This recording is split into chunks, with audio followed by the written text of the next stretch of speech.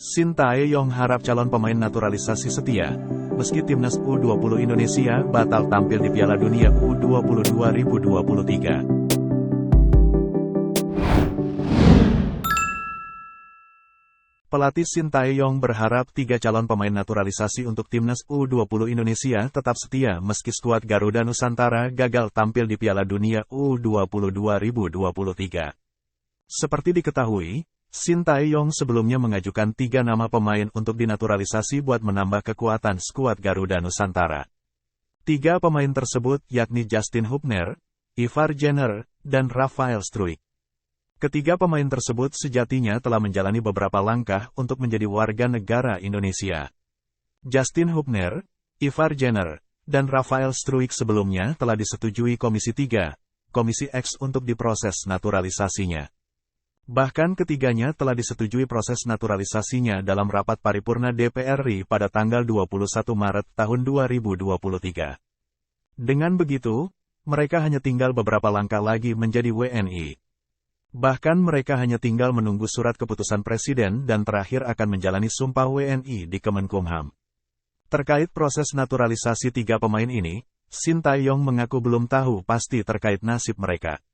Meski belum tahu pasti terkait nasib ketiga pemain tersebut, juru taktik asal Korea Selatan itu berharap Justin, Ivar, dan Rafael pun tetap setia untuk menjadi WNI. Hal ini karena bukan tidak memungkinkan mereka berubah pikiran lantaran timnas U20 Indonesia batal tampil di Piala Dunia U20 2023. Seperti diketahui, timnas U20 Indonesia dipastikan batal tampil di Piala Dunia U20 2023 setelah FIFA mencoret Indonesia. Pelatih berusia 52 tahun itu meminta agar ketiga pemain tersebut tetap setia dan tak mengurungkan niatnya. Sebab ketiga pemain itu masih bisa menambah kekuatan timnas Indonesia ke depannya menurut Sintayong. Sementara itu, ketiga para pemain itu memang sebelumnya diproyeksikan untuk Piala Dunia U20 2023. Akan tetapi, apabila tak bisa tampil di Piala Dunia U20 2023, mereka masih bisa membela timnas Indonesia dalam ajang FIFA Matchday dan event internasional lainnya. Sebab Sintayong cukup percaya diri para pemain tersebut akan menambah kekuatan timnas Indonesia nantinya.